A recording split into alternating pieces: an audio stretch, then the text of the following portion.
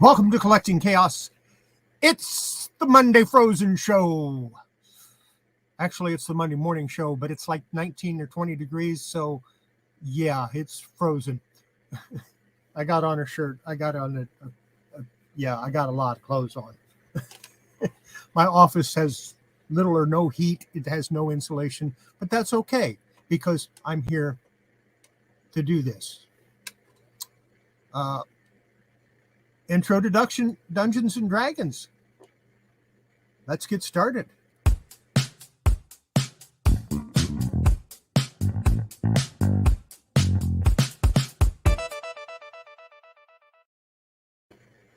Now, this is not necessarily the introduction that you're expecting, because it's not really an introduction for you into Dungeons and Dragons, but rather the introduction of how I discovered Dungeons and Dragons. And it goes back a number of years, about 46 years or so. I think it was late 1975, might have been 1976. I don't remember exactly. I know it was, if it was 76, it was early 1976. I was in a bookstore, and I happened to look down, and I saw some pamphlets there, and I asked him what it was, and he said, "Well, that's the newest game. It's called Dungeons and Dragons." I went, "Well, what is it?" He went, "I don't know, but it looks interesting." So I thumbed through one of the pamphlets, and I thought, "Yeah, this does." It was the one I was looking through was Men in Magic, and he had all three of them laid out so people could look at them, but you bought them in a little box. So I bought the little box set and took it home and proceeded to pour over it and try to figure out, okay, how do we play this? Now, prior to this, I was kind of familiar with the idea of role playing because when I was in high school in the late 60s, early 70s, we'd have a little bit of free time and we'd put each other in situations. Okay, here's the situation. What would you do? That's role playing. At its heart, that is role playing. Then depending on what you said, they would come back with something else. You'd go back and forth and create a little story. That is role playing at its heart.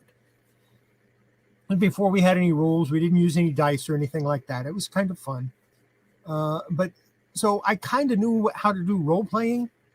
What was throwing me off was this level thing.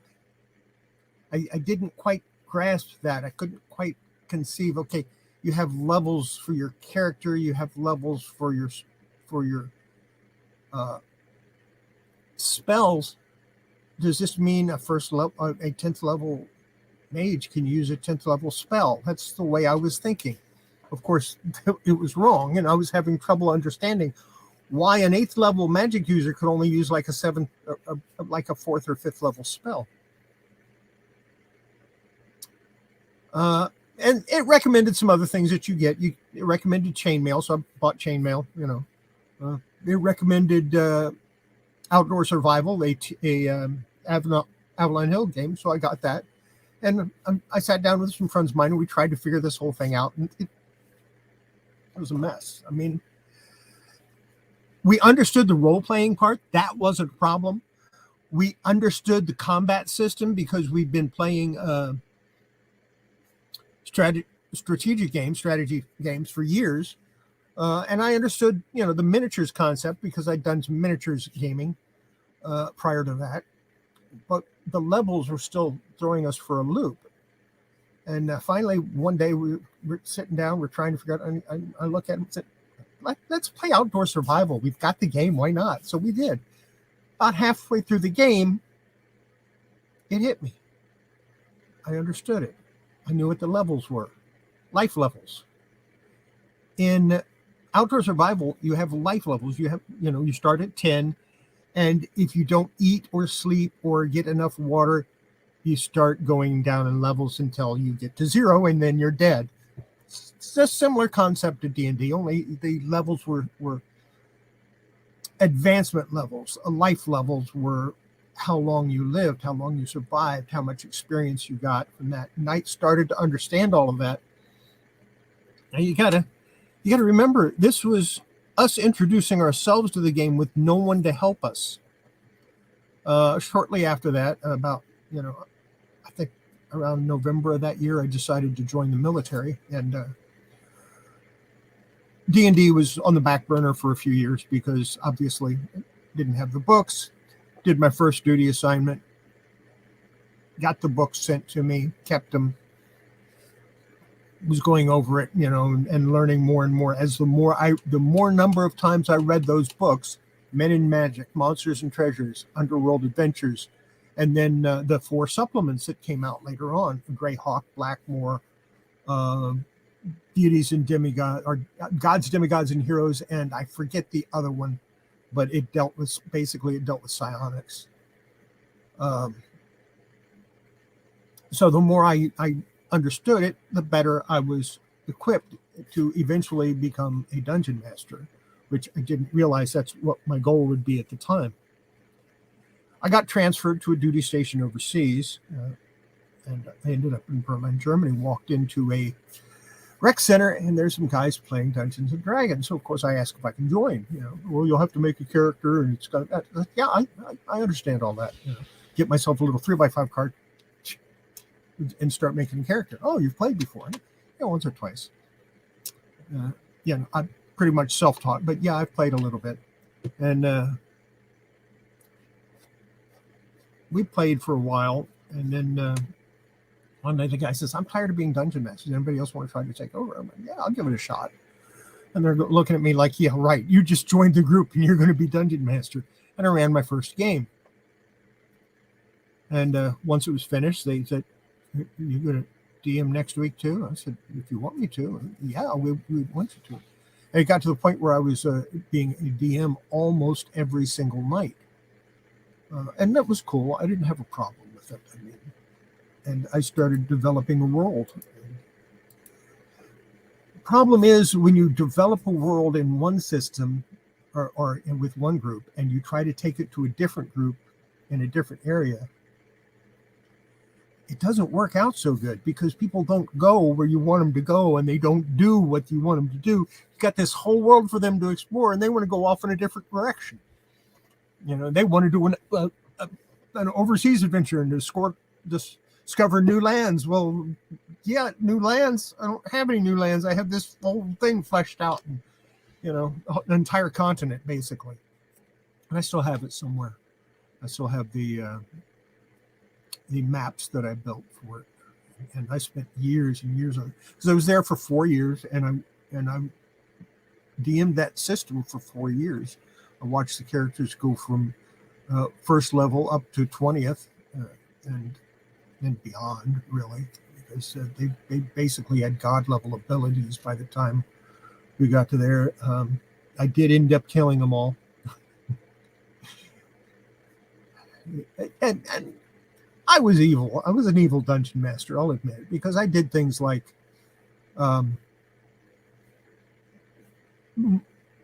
have them walk in. You have one little goblin sitting there. They laugh because it's a goblin. What can he do? And you don't mention the fact that they're surrounded by goblins. There's like millions of or thousands of goblins there, and each one gets a chance to hit you with a D6, and it doesn't do any damage really. But when you get a couple hundred D6s on you, that hurts a little bit even at level 20. Because invariably one of them is going to get a 20. One of them is going to get a critical hit and double damage. And then you're getting worse. I crippled a few people that way, but the way I killed them off was I had them go in a dungeon, and every time they detected evil, it was evil. I mean, bad evil. Because I had in my notes, dungeon is inherently evil. They were in an evil dungeon. The dungeon itself was evil. Not necessarily the things that lived in it, but the dungeon was. So anytime they cast detect evil, it went off like a shotgun, and anything in its path was evil, so they were killing everything. Finally went, "This is too much." The high-level cleric, he speaks with his god. He says, "I want to purge this dungeon." I said, What do you mean you want to purge the dungeon?"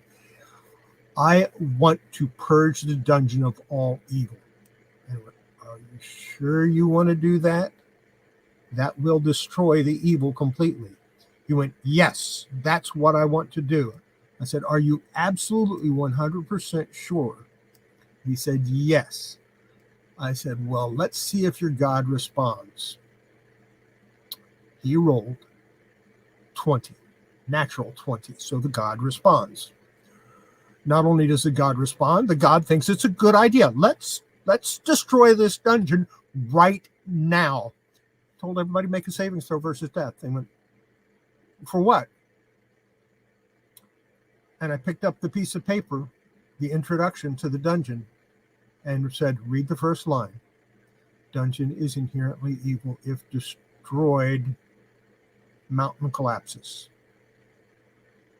I had it written right there because I knew what they were going to pull eventually. And they went a couple of weeks before they actually pulled it. Mountain collapses. No one made their savings throw. It's not a surprise. The mage did a shell and survived for a little while, but wasn't able to dig himself out, even with Big V's hands and feet and everything else you can think of Big V might have. He could not survive and eventually ran out of oxygen and succumbed. So, yeah. That's how I killed all those high-level characters. Of course, the very next campaign, somebody else picked, oh, I want to use a pre-existing character. Oh, it's a level 20. And they were showing the characters that I'd killed. And I'm going, dude, character's dead. That's when I learned to go ahead and collect character sheets when a character dies. Because otherwise, some people will play it and bring it back. And we had people that were, we had players that were very much rules lawyers. They would very much go in there and say, you can't do that because this is what it says in the Dungeon Master's Guide. No, really? I thought you were the player and I was the DM. Yeah, but the DM guide says this. And I went, yes. And the DM guide is also a guide. It is not a Bible. And if you read the first line in the first words in the Dungeon Master's Guide, it says that it is a guide and can be supplemented with your own rules.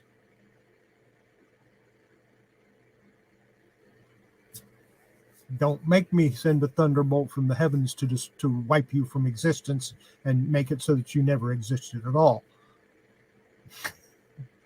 You can't do that. It's not in the... And everybody's going, shh, shush, shush, don't do it.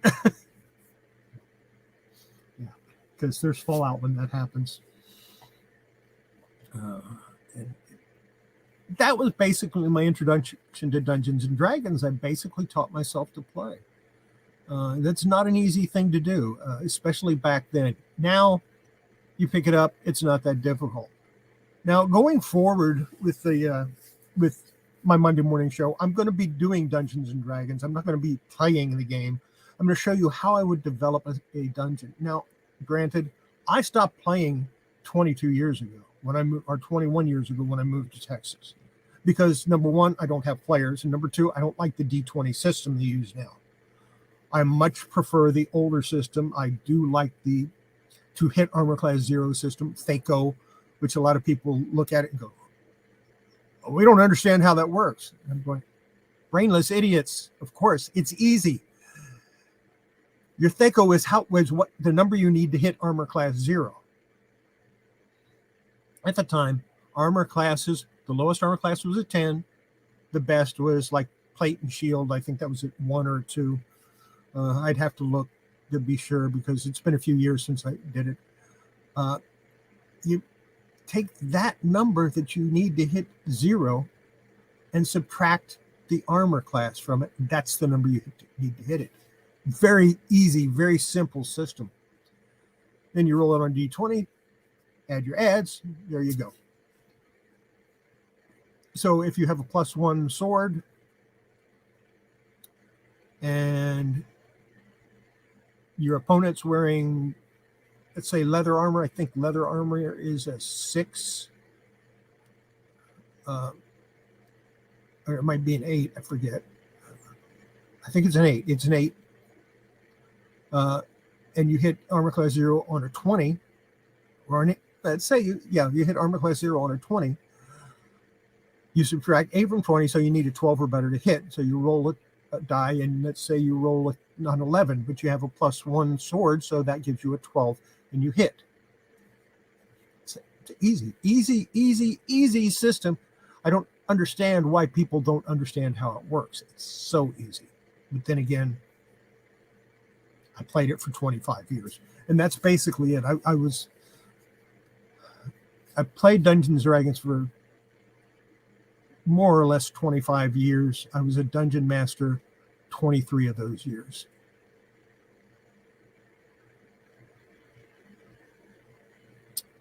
Yeah. So I feel that even if you use the D20 system today, the things I'm going to talk about, the things I'm going to show you are how I would develop a campaign. I bought almost every module you can think of. I've got all the old modules. I've got, not all of them, but I have the majority of the old modules from the 80s and 90s. Late 70s, 80s, and early 90s. I've got the old Judges Guild modules. And you know what? I have never run a module. I'd use monsters from them. I'd get ideas from them, but I never actually used a module and ran a module as a module. It was always my own homebrew stuff and the way I thought it should be run, and everything seemed to run good. I have distinct ideas on how things should be done, and I'll expound upon that in future videos. But mostly today, I just want to give you an introduction, let you know that I'm not just somebody that just plopped down into chair and decided, hey, I'm going to teach you to play D&D, and I've never done it before. No, I don't play the D20 system, but I was a dungeon master for 23 years of the 25 years I played.